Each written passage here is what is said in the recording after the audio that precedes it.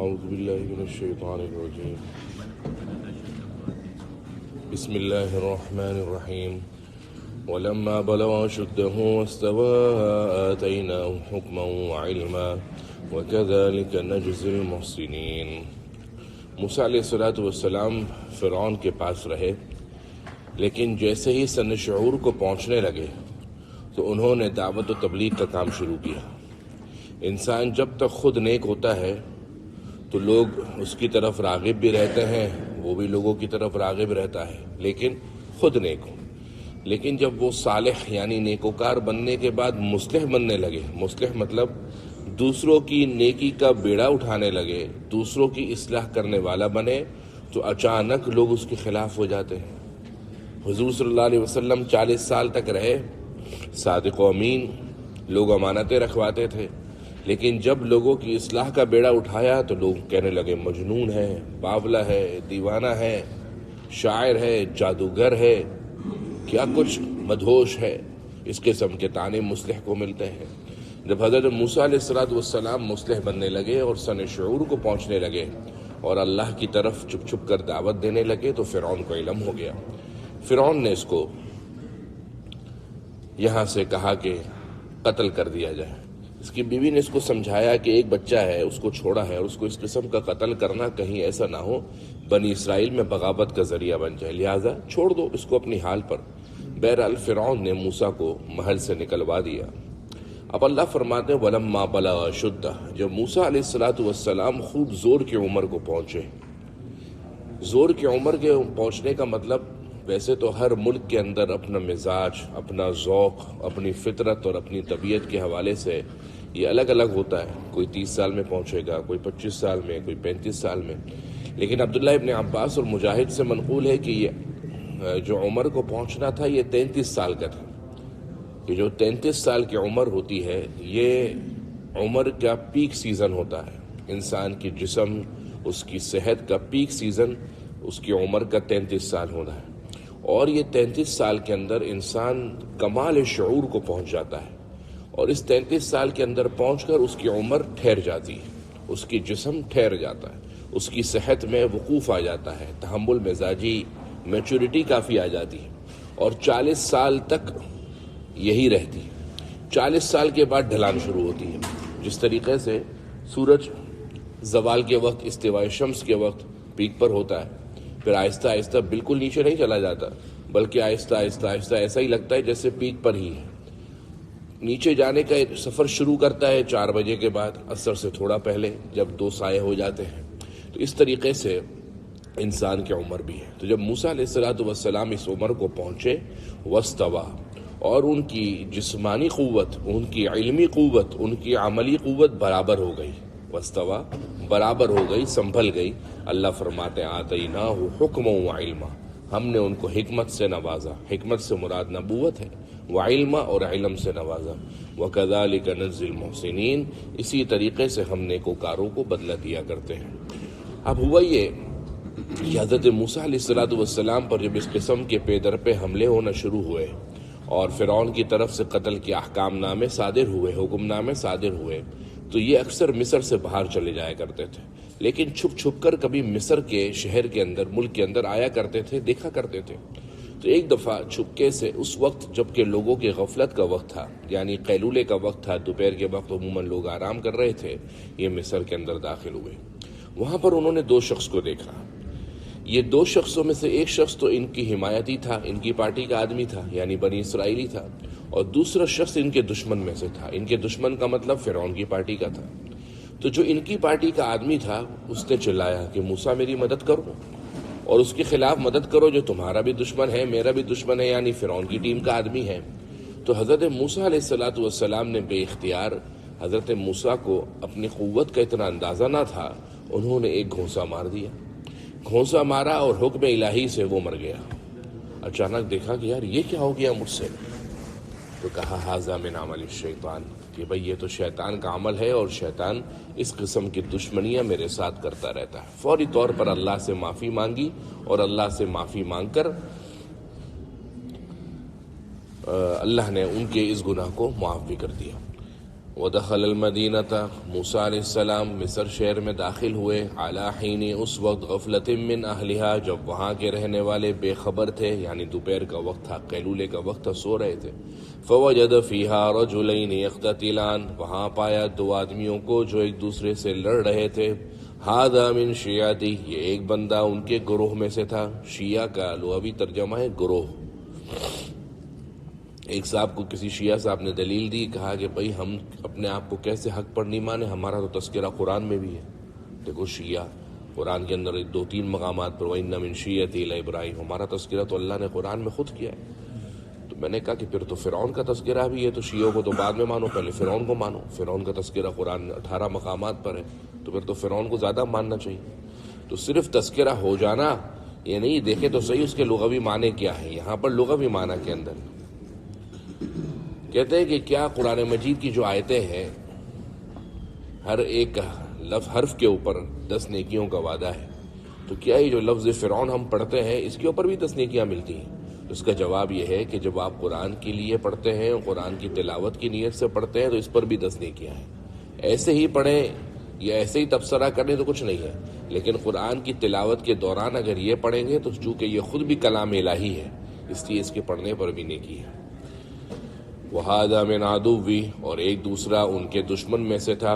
فَاسْتَغَاثَهُ الَّذِي، مدد کے لیے پکارا اس نے، مِنْ شِيعَتِهِ، جو موسیٰ علیہ السلام کی جماعت میں سے تھا۔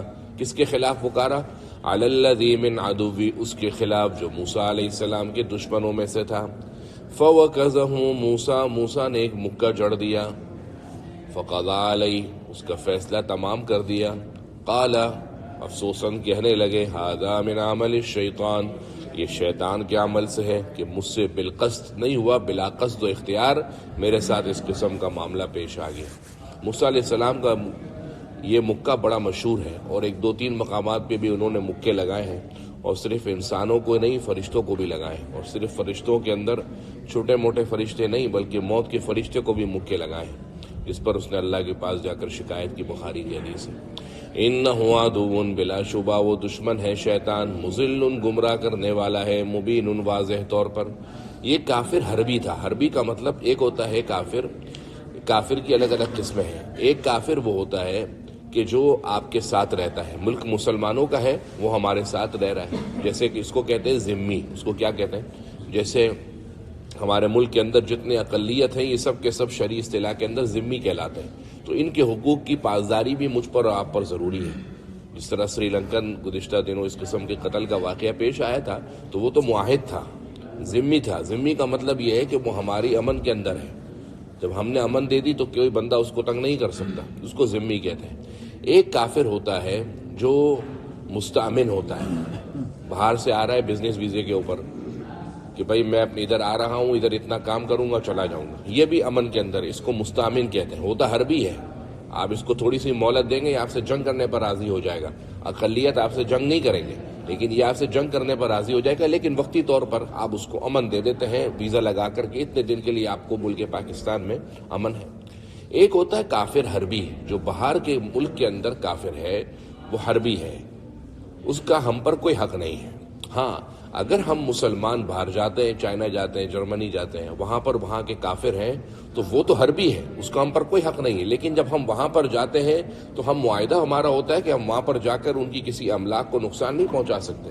یہ ایک عملی معاہدہ ہے جو پوری دنیا کے رسم رواج اور ریت کا حصہ ہے، لہٰذا ہم وہاں پر جا کر کسی بھی قسم کی چیز کو تکلیف نہیں پہنچا سکتے۔ تو یہ جو کافر تھا یہ تو حربی تھا، اس کو مارنا تو گناہ نہیں تھا، جائز تھا، لیکن چونکہ یہ معاہد تھا، اور آپ جس گورنمنٹ کے تحت، حضرت موسیٰ علیہ السلام جس بادشاہت کے تحت تھے، وہ آپ خود عملی طور پر اس معاہدے پر عمل درآمد کرنے والے تھے، اس کے باوجود آپ سے یہ ہو گیا، تو آپ نے چونکہ بڑے حضرات کی چھوٹی غلطیاں بھی بڑی غلطیاں ہوتی ہیں، اس لیے فوری طور پر اللہ سے معافی مانگ لی۔ اور بعض مفسرین نے فرمایا کہ حضرت موسیٰ علیہ السلام نے یہ فیصلہ جلد بازی میں کیا۔ اصولی طور پر انبیاء اپنے ہر فیصلے میں اللہ کے حکم کے محتاج ہوتے ہیں، اللہ کے حکم آئے بغیر انہوں نے جلد بازی میں اس قسم کا فیصلہ کر دیا، اس لیے اس کو شیطان کے عمل سے تعبیر کیا اور فوراً ہی کہا، قالا کہنے لگے، ربی اے میرے رب، انی ظلمت نفسی، بلا شبہ میں نے اپنے نفس پر ظلم کیا، فاغفر لی، تو مجھے معاف فرما دے۔ ہوا کیا؟ فغفر له، اللہ نے معاف کر دیا، انہ هو الغفور الرحیم، بلا شبہ اللہ رحم کرنے والا، معاف کرنے والا ہے۔ بھئی اللہ کا رحم کرنے کی صفت یا معاف کرنے کی صفت حضرت موسیٰ کے زمانے تک تھی، آج بھی ہے۔ جب یہ صفت آج بھی ہے تو خدا نخواستہ اللہ محفوظ رکھے مجھ سے اور آپ سے بھی کوئی گناہ ہو جائے اپنی زندگی میں، نسخہ یکسیر ہے، مجرب نسخہ ہے، ربی یہ میرے پالنے والے، انی ظلمت نفسی، میں نے اپنے نفس پر ظلم کر لیا، مجھ سے یہ گناہ ہو گیا، فاغفر لی، تو مجھے معاف فرما دے۔ دل کے اندر گناہ کا ندامت ہو، اگر گناہ میں مبتلا ہیں فوری طور پر چھوڑ دیں، آئندہ کے لیے گناہ نہ کرنے کا عزم کریں اور یہ دعا مانگ لیں تو اللہ تعالیٰ گناہ کو اسی طریقے سے معاف فرما دیں گے جس طریقے سے پہلے تھے، کیونکہ اللہ کی صفت معاف کرنے کی جو پہلے تھی وہ آج بھی ہے۔ قالا کہنے لگے، ربی اے میرے رب، بما انعمت علیہ، تو نے مجھ پر بہت احسانات کیے، فلن نکون، تو میں نہیں ہوں گا، ظہیرا مددگار، للمجرمین، جرم کرنے والوں کے لیے، گنہگاروں کے لیے۔ معلوم ہوا گناہ نہ کرنا کمال نہیں ہے، بلکہ اگر کوئی شخص گناہ کر رہا ہے اور تو اس کو اس گناہ سے روکنا کمال ہے۔ یہی وجہ ہے کہ آپ صلی اللہ علیہ وسلم نے فرمایا، انصر اخاک ظالما او مظلوما، اپنے مسلمان بھائی کی مدد کرو چاہے وہ ظالم ہو یا مظلوم ہو۔ تو فرمایا، صحابہ نے پوچھا، حضرت مظلوم کی مدد تو سمجھ میں آتا ہے، ظالم کی مدد کیسے؟ بولا اس کو روکو، اس کی حق کے اندر اس کو ظلم سے روکنا، اس کی مدد کرنا ہے۔ اس سے یہ بھی معلوم ہوا کہ حضرت موسیٰ علیہ السلام کو جب کسی نے مدد کے لیے پکارا تو انہوں نے فوری طور پر اس کا جواب دیا۔ اب یہ رات کا وقت گزر گیا، اب پورے رات خوف کے اندر رہے حضرت موسیٰ کہ اگر فرعون کو پتہ لگ گیا اب پھر تو میں بری طرح پھنس جاؤں گا۔ اب صبح اس حال کے اندر کی کہ انتہائی خوف کی حالت میں تھے اور راہ تک رہے تھے کہ اب دیکھتے ہیں کیا ہوتا ہے۔ اچانک ہوا یہ کہ گزشتہ دن جو شخص ان کو مدد کے لیے پکار رہا تھا، ان کی ٹیم کا آدمی، آج اس کا جھگڑا کسی اور کے ساتھ ہو گیا تھا۔ بعض طبیعتیں بڑی جھگڑالو قسم کی ہوتی ہیں، وہ بات بات پر جھگڑا کرتے ہیں۔ بخاری کی حدیث ہے، حضرت عائشہ فرماتی ہے کہ اللہ کے نبی صلی اللہ علیہ وسلم نے فرمایا، اللہ کو سب سے مبغوض ترین بندہ وہ لگتا ہے الالد الخصم، بات بات پر جھگڑے کرے گا، اس کو ہلکا سا ہچکولا مارو وہ آپ سے لڑنے جھگڑنے لگ جائے گا۔ ایسی طبیعتوں سے اور ایسی فساد ذہنوں سے، ایسے سازشی عناصر سے اللہ ہم کو، ہماری سوسائٹیوں کو، ہمارے گھرانوں کو امن میں رکھے۔ اب یہ بندہ دوبارہ کسی اور سے جھگڑا کر رہا ہے۔ موسیٰ علیہ السلام نے اس سے کہا، یار تو تو بڑا عجیب آدمی ہے، کل بھی تو کر رہا تھا، میں تیری وجہ سے پھنس گیا، آج تو پھر کسی سے جھگڑا کر رہا ہے۔ اب حضرت موسیٰ علیہ السلام نے دوبارہ اس کو پکڑنا چاہا کہ میں درمیان کے اندر صلح کروا دوں یا جدائیگی کر دوں، تو اس دوران یا تو ان کا ہاتھ تھوڑا اوپر نیچے ہو گیا یا جدائیگی کے دوران تھوڑی سی مزاحمت ہوئی۔ تو جس شخص کی کل انہوں نے مدد کی تھی کہنے لگا، ہاں موسیٰ، کل جس طرح تو نے فرعون کے آدمی کو قتل کیا تھا، کہیں تو آج میرے کو تو قتل نہیں کرنا چاہتا؟ اوہو، جو سامنے والا فرعون کا آدمی تھا اس نے اس کی بات سن کر اس کے کان کھڑے ہو گئے۔ اس نے کہا، اچھا کل جو قتل کا واقعہ ہمارے ملک میں پیش آیا اس کا قاتل یہ ہے۔ وہ فوراً گیا، موسیٰ علیہ السلام کی شکایت کی جاسوسوں کو اور فرعون کے دربار تک بات پہنچائی کہ بھائی آپ کے بندے کا قاتل تو یہ ہے۔ اب وہاں فیصلہ ہوا کہ کیا کریں۔ موسیٰ علیہ السلام کے پاس کے بارے میں حکم ہوا کہ ان کو فوری طور پر قتل کر دیا جائے۔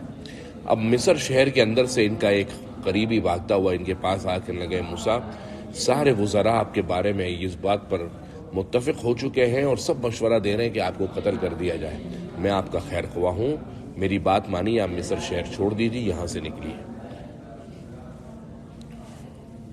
فَأَصْبَحَ فِي الْمَدِينَةِ خَائِفًا، صبح کی انہوں نے مصر شہر میں اس حال میں کہ سخت خوف کی حالت میں تھے، یترقبوا، راہ تک رہے تھے۔ انسان راہ تکتا ہے کہ یار کہیں ہوگا کیا، پتہ تو لگے۔ فَإِذَا الَّذِي اسْتَنصَرَهُ، تو جس شخص کی انہوں نے مدد کی تھی، بِالْأَمْسِ، گزشتہ کل، يَسْتَصْرِخُ، آج بھی وہ مدد کے لیے پکار رہا ہے۔ قَالَ لَهُ موسیٰ، موسیٰ نے اس سے کہا، إِنَّكَ لَغَوِيٌّ، بھائی تو بڑا گمراہ ہے، مبین، واضح طور پر۔ فلما نراد، جب موسیٰ نے ارادہ کیا، یبطش بالذی، کہ پکڑ لے اس کو، ہوا عدو لہما، جو ان دونوں کا دشمن ہے، یعنی موسیٰ علیہ السلام کا بھی دشمن تھا اور ان کی پارٹی کے بندے کا بھی دشمن تھا، اس کو پکڑنا چاہا۔ قال، تو یہ جو ان کی پارٹی کا بندہ تھا کہنے لگا، یا موسیٰ، اے موسیٰ، ترید ان تقتلنی، کیا تو چاہتا ہے کہ تو مجھے قتل کر دے؟ کما قتلت نفسا بالامس، جیسے کہ گزشتہ کل تو نے ایک انسانی جان کو قتل کیا. ان تریدو، تیری تو یہی خواہش ہے، الا ان تکون جبارا فی الارض، کہ تو زمین میں زور کرتا پھرے، یعنی تو چاہتا ہے کہ تو زمین میں چودھری بن جائے. وما تريد ان تكون من المصلحين، اور تیری اس بات کی کوئی خواہش نہیں ہے کہ تو اصلاح کرنے والوں میں سے ہو جائے، صلح کرنے والا، یعنی تو صلح کروانا نہیں چاہتا، تو چاہتا ہے کہ تیرا زور زمین پر چلے، اور تو نے کل اس کو مارا تھا، آج مجھے مارنا چاہ رہا ہے. جب یہ خبر موسیٰ علیہ السلام کی فرعون کے دربار تک پہنچی، وہاں سے قتل کا حکم ہوا. وجاء رجل من اقصى المدینہ، شہر کے کنارے سے ایک بندہ آیا، یسعی، دوڑتا ہوا، ہانپتا ہوا. قال یا موسیٰ، کہنے لگا اے موسیٰ، ان الملا یأتمرون بک، کہ یہ وزراء آپ کے بارے میں مشورہ کر رہے ہیں، لیقتلوک، تاکہ آپ کو قتل کر دیں. فخرج، لہذا میری بات مانیے، نکل جائیے، انی لک من الناصحین، میں آپ کا خیر خواہ ہوں. فخرج منہا، نکلے اس شہر سے یعنی مصر سے، خائفا، خوف زدہ ہو کر، یترقب، راہ تکتے ہوئے. اب نکل تو گئے، رستہ پتہ نہیں ہے، جانا مدین کی طرف ہے. تو مدین کی طرف جانے کی راہ حامی اس لیے بھری کہ مدین حضرت ابراہیم علیہ السلام کی اولاد میں سے، مدین حضرت ابراہیم کی جہاں اور اولادیں تھی، یعقوب وغیرہ، وہیں پر ایک اولاد مدین نام کی بھی تھی، اور اسی نام سے یہ بستی آباد تھی. اور خود بھی حضرت موسیٰ علیہ السلام حضرت ابراہیم کی اولاد میں سے تھے. تو کہا کہ میں بھی ان کی اولاد میں سے ہوں، تو ممکن ہے میری وہاں پر خاطرداری ہو جائے، تو میں مدین کی طرف چلا جاتا ہوں. لیکن چونکہ رستہ پتہ نہیں تھا اور پیچھے سے حملے کا خطرہ تھا، تعاقب کا خطرہ تھا، تو کہنے لگے ربی، اے میرے رب، نجنی، مجھے بچا لے، نجات دے، من القوم الظالمین، گنہگار قوم سے. ولما توجہ، اور جب موسیٰ نکلے، تلقاء مدینہ، مدین شہر کی طرف، قالا، کہنے لگے، عسیٰ ان یہدینی ربی سواء السبیل، چونکہ رستہ پتہ نہیں تھا تو کہنے لگے امید ہے کہ میرا رب مجھے سیدھا راستہ دکھائے گا، یعنی میں سیدھا مدین تک پہنچ جاؤں گا. مدین سے پہلے رستے کے اندر ایک کنویں کے اوپر گزر ہوا. حضرت موسیٰ علیہ السلام کا 7 دن تک حضرت نے کوئی غذا نہیں کھائی تھی، صرف درخت کے پتوں پر گزارا کر رہے تھے. نہ کھانے کے لیے کوئی توشہ تھا، نہ اپنے شہر سے جا کر لے سکتے تھے، کیونکہ بڑی افراتفری اور ہڑبڑاہٹ کے اندر وہ نکلے تھے. رستے کے اندر کھانے پینا کچھ ملا نہیں، صرف درخت کے پتوں پر انحصار کرتے کرتے جب ایک کنویں کے پاس پہنچے تو وہاں پر انہوں نے دیکھا کہ سارے لوگ اپنے مویشیوں کو پانی پلا رہے ہیں، لیکن 2 عورتیں اپنی ریوڑ کے اندر بکریوں کو روک کر کھڑی ہوئی ہیں. تو کہا کہ بھئی تم دونوں کا کیا حال ہے، سب پلا رہے، تم کیوں نہیں پلا رہی؟ تو یہ دونوں لڑکیاں کہنے لگیں کہ ہم اس لیے نہیں پلا رہی کہ یہاں تک کہ یہ جو لوگ کھڑے ہوئے ہیں سارے چرواہے، یہ پلا کر فارغ نہ ہو جائیں، اس وقت تک ہم پلا نہیں سکتے.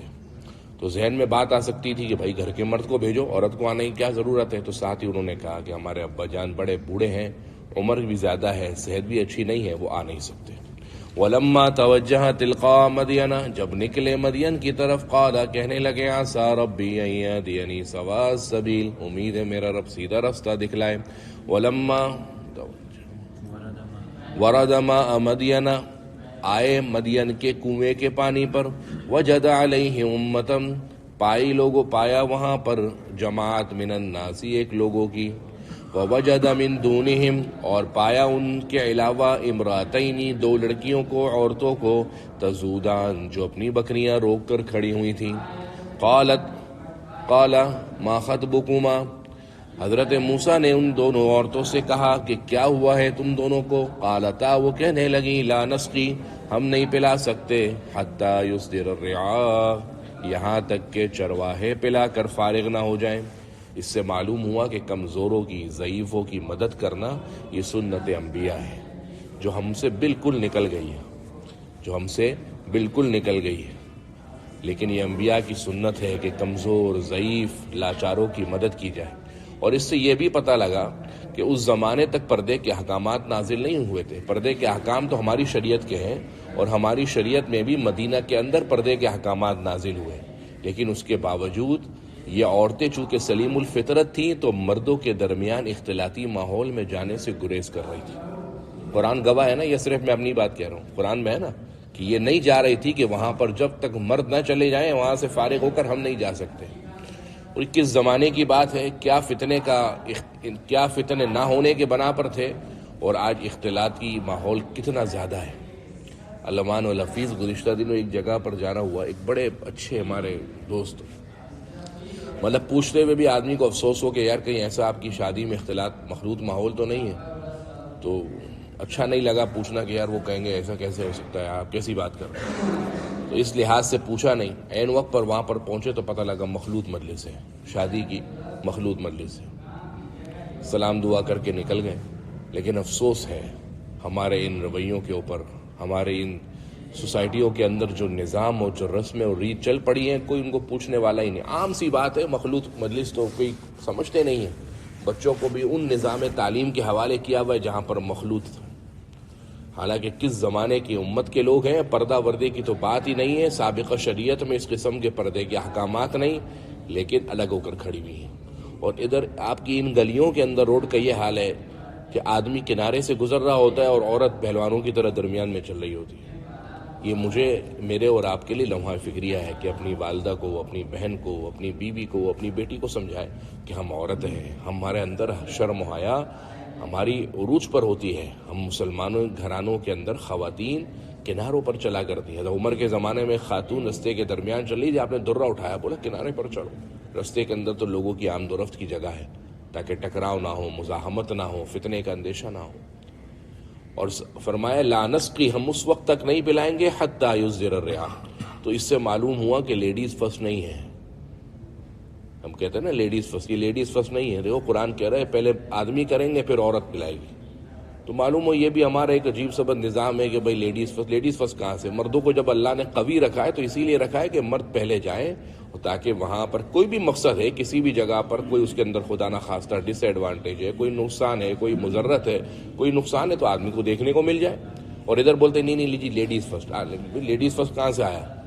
مرد عورتوں پر حاکم ہے۔ جب تک دماغ کی گھتی میں یہ بات سلجھے گی نہیں، اس وقت تک کوئی شریعت کی بات سمجھ میں نہیں آئے گی۔ پھر بندہ کہے گا کہ اچھا طلاق کا عورت کو کیوں نہیں ہے؟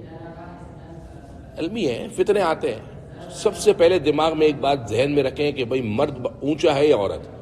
قرآن کی درجنوں آیات، احادیث درجنوں اس بات پر شاہد ہے کہ مرد کا درجہ بڑا ہے۔ جب تک یہ بات سمجھ میں نہیں آئے گی ہمارے خاندان میں، ہمارے گھرانوں کی عورتوں کو، اور وہ یہ سمجھیں گے کہ نہیں ہمارا طوطی گھر کے اندر بولے، ہم جو کہیں وہ ہو جائے، ہماری ساز و ساز سے فیصلے ہونے لگے، اس وقت تک گھروں کا ماحول برباد رہے گا۔ گھروں کے ماحول کی اچھائی، صحت، اس کی بحالی کے لیے نسخہ اکثر یہ ہے کہ مرد کا طوطی بولے، فیصلوں کی باغ دوڑ مردوں کے ہاتھ میں ہو، عورت ماتحت رہے۔ ہاں لیکن اللہ نے فرما بھی دیا ان اللہ کان علیا کبیرہ، کہ میں باغ دوڑ تمہارے ہاتھ میں دے رہا ہوں، لیکن دیکھو اگر غلط کیا ہے تو تم پر ایک اور ذات بیٹھی ہے جو دیکھ رہی ہے، تم سے بلند و بالا بھی ہے، تمہارے ہر فیصلے سے باخبر بھی ہے۔ لہٰذا کوئی غلط کام نہ کرنا کہ تمہاری ماتحت ہے تو تم جاؤ جیسا اپنی بیوی یا بیٹی یا والدہ یا بہن کے ساتھ سلوک کر لو، ایسا نہ کرنا۔ اور ساتھ ہی فرمایا کہ وابونا شیخ کبیر۔ اس سے معلوم ہوا کہ جو باہر کے کام ہیں وہ مرد کرتے ہیں، اور یہ پرانے زمانے کی ایک رسم چلتی ہوئی آ رہی ہے۔ ہمارے یہاں عورتوں کے پڑھانے جا رہی ہے، جاب کرنے عورت جا رہی، ٹھیک ہے، اگر پردے کا خیال رکھتی ہے، خرچے زیادہ ہیں، گھروں کے اندر کاروبار نہیں چل رہا، تجارت کے ملازمت کے مسائل ہیں، پیسے زیادہ کمانے ہیں، اور پردے کا خیال رکھتے ہوئے جاب کرنے جاتی ہے تو ٹھیک ہے۔ لیکن عموماً جو مسلمانوں کا قومی مزاج رہا ہے وہ یہ کہ وہ ابونا شیخ کبیر، مردوں کا کام ہے گھر سے باہر نکلے۔ جو مرد گھر کے اندر بیٹھے ہوتے ہیں وہ بیچارے فارغ ہو کر پورے گھر کا نظام تباہ کر دیتے ہیں، ریٹائرڈ ہو جاتے ہیں جب۔ تو مردوں کا کام ہے کہ باہر نکلے، اور عورتوں کا کام ہے گھر کے اندر رہیں اور گھر کی خاطرداری کریں، دیکھ بھال کریں۔ الٹا ہو گیا، کتنے یہ جو ہمارے خاص کر ماسیاں وغیرہ ہیں، ان کے گھرانوں کے اندر تو شور نشہ کر کے بیٹھا رہتا ہے، اور یہ عورتیں بیچاری پورا دن کبھی کسی کے گھر جا کر اپنا پیٹ پالتی ہیں، کبھی اپنی چھوٹی بچے 10-8 سال کی بچی سے بھی کام کرا رہی، کبھی 10 سال کی۔ مرد کا ہے یہ مرد تو گھر میں ہے جھونپڑی کے اندر، وہ سیٹھ صاحب نہیں ہے، جھونپڑی کے اندر بند نشہ کرتا ہے، ٹی وی دیکھتا ہے۔ یہ غلط ہے۔ مسلمانوں کے ہاں مرد باہر ہیں، عورتیں اندر ہیں۔ حضور نے حضرت علی اور فاطمہ کی گھرانے کی تقسیم اسی طریقے سے کی تھی، فاطمہ آپ گھر کے اندر، حضرت علی آپ گھر کے باہر۔ فسقا لہما، پھر حضرت موسیٰ علیہ السلام نے ان دونوں کی بکریوں کو پانی پلایا، اور پانی پلاتے ہوئے جب وہ پانی ایک بندہ ایک چرواہا پلا لیتا تھا تو طریقہ اس زمانے کا یہ تھا، کنویں کے اوپر جو 7 8 لوگ 10 لوگ اٹھا کر پتھر رکھتے تھے وہ رکھ دیا کرتا تھا۔ حضرت موسیٰ علیہ السلام نے وہ پتھر، خود جاندار آدمی تھے، پیچھے ہم نے ان کے مکہ پڑھا ہے، تو وہ 10 آدمیوں کے بقدر خود اٹھا کر کنویں سے سامان ہٹایا اور ان کی بکریوں کو پانی پلایا۔ ثم تولی الی الظل، پھر ایک طرف کو ہو گئے سائے کے اندر، پھر سائے کو اوٹ میں لے لی، درخت کا سایہ تھا یا کسی چٹان کے سائے کے اندر۔ فقالا، کہنے لگے، ربی، اے میرے رب، انی لما انزلت الی من خیر فقیر، کہ جو کچھ آپ نے مجھ پر خیر اتاری ہے میں اس کا بڑا محتاج ہوں۔ خیر سے مراد قرآن کی بعض آیتوں میں مال ہوتا ہے، ان ترک خیرا الوصیہ، وہاں خیر سے مراد مال ہے، اور بعض آیتوں کے اندر خیر سے مراد کھانا ہوتا ہے، یہاں پر خیر سے مراد عام ہے کہ اللہ جو کچھ تیری خیر اور بھلائیاں ہیں میں اس خیر اور بھلائی کے لیے تیرا محتاج ہوں۔ اب جب یہ آیتیں آگے پڑھیں تو اللہ تعالیٰ نے یہ دعا ایسی قبول کری کہ ان کے لیے رزق کا بندوبست کر دیا، لہٰذا رزق سے جو لوگ پھنسے ہوئے رزق کے معاملے میں پریشان ہیں ان کے لیے یہ دعا مجرب نسخہ ہے۔ حضرت موسیٰ علیہ السلام کو یہ دعا پڑھنے کے بعد اللہ نے ان کے ساتھ بڑی آسائش اور آسانی کا معاملہ فرما دی۔ اسی طریقے سے آگے رہنے کے لیے ان کو گھر بھی مل گیا، تو جو حضرات اپنے ذاتی گھر کے حصول کے لیے کوشاں ہیں وہ بھی اس دعا کو خاص ورد کریں، ربی انی لما انزلت الی من خیر فقیر۔ ایک ہے دعا پڑھنا اور ایک ہے دعا مانگنا۔ ہم دعا پڑھتے ہیں، مانگتے نہیں، دعا پڑھے نہیں، دعا مانگے اللہ سے لجاجت الہا و زاری کے ساتھ کہ میرے رب جو کچھ تیری رحمتیں، جو کچھ تیری خیر اور بھلائیاں روزانہ کی بنیاد پر ہر آن ہر وقت ہر لمحہ دم بدم تیری رحمتیں اتر رہی ہیں، فقیر ہوں، میں اس کا محتاج ہوں، میں اس کا کیا ہوں؟ محتاج ہوں۔ فقال، وہ کہنے لگے، رب انی لما انزلت الی من خیر فقیر فجاءت احداہما۔ اب حضرت موسیٰ علیہ السلام وہاں پر بیٹھ گئے۔ اب یہ عورت لڑکیاں گھر گئیں اور گھر پہنچی تو حضرت شعیب علیہ السلام جو ان کے والد تھے آگے جا کر حضرت موسیٰ کے سسر بنے، انہوں نے پوچھا اپنی بچیوں سے کہ تم اتنی جلدی کیسے آ گئی، آج خلاف توقع جلدی تم آ گئی؟ تو انہوں نے بتایا کہ ایک شخص تھا، اس نے اس طریقے سے ہماری مدد کی۔ تو فوراً ان کے والد نے کہا، دیکھو اگر وہ بندہ وہاں پر بیٹھا ہے تو اس کو بلا لاؤ، ہمیں ضرورت بھی ہے، ہم اس کو اپنا نوکر رکھ لیتے ہیں۔ فجاءت احداہما تمشی علی استحیاء، آئی ان دونوں میں سے ایک عورت چلتی ہوئی حیا پر، یعنی حیا، با حیا طریقے سے چلتی ہوئی آئی۔ یہ عورتوں کا کردار ہے کہ ان کی چال چلن، ان کی وضاقتہ، ان کا رہن سہن، ان کے معاملت اور معاشرت شرم و حیا کا پیکر ہوا کرتے ہیں۔ اور جب یہ آپ صلی اللہ علیہ وسلم نے فرمایا کہ اگر شرم و حیا ہی تمہارے اندر نہ رہے تو جو کرنا ہے کرو، فصنع ما شئت، پھر جو چاہے کرو۔ تو یہ چلنے کا طریقہ کیا تھا؟ یہ انہوں نے چلنے کا طریقہ مفسرین نے لکھا کہ ایک تو چال چلن میں حیا تھی، شرم تھی، اور دوسرا جب بات کرنے لگتی تھی تو اپنے چہرے کو کسی چیز سے چھپا لیا کرتی تھی، یہ تھی حیا۔ اور کہنے لگیں، ان ابی یدعوک، کہ میرے والد نے آپ کو بلایا ہے۔ اس سے یہ بھی معلوم ہوا کہ ضرورت کے موقع پر اجنبی عورت سے اگر فتنے کا اندیشہ نہ ہو تو بات کرنے کی شریعت میں گنجائش ہے۔ اور یہ نہیں کہا کہ ہم نے خود بلایا ہے، بلکہ بڑے کا نام لیا کہ ان ابی یدعوک، کہ ہمارے والد نے آپ کو بلایا ہے، لیجزیک، تاکہ آپ کو بدلہ دے، اجر ما سقیت لنا، اس کا اجر جو آپ نے ہم کو پانی بھر کر پلایا۔ فلما جاء، اب یہ حضرت موسیٰ شعیب کے پاس آئے، وقص علیہ القصص، ان کو سارا قصہ بیان کیا۔ کون سا قصہ؟ مصر کے اندر میرے ساتھ یہ ہوا، فرعون کے سارے بیان کیے۔ قال، شعیب نے کہا، لا تخف موسیٰ، مت گھبرائیے، نجوت من القوم الظالمین، اللہ نے آپ کو ظلم کرنے والی قوم سے نجات دی۔ قالت احداہما یا ابت استاجر، وہ ان میں سے ایک عورت کہنے لگی، اے میرے ابا جان، استاجر ہوں، حضرت موسیٰ کو نوکری پر رکھ لیجئے۔ ان خیر من استاجرت القوی الامین، بلا شبہ جس کو آپ نوکری پر رکھنا چاہیں وہ شخص ہے جو امانت دار بھی ہو اور طاقتور بھی ہو۔ اس کے متعلق انشاءاللہ پھر کل پڑھیں گے۔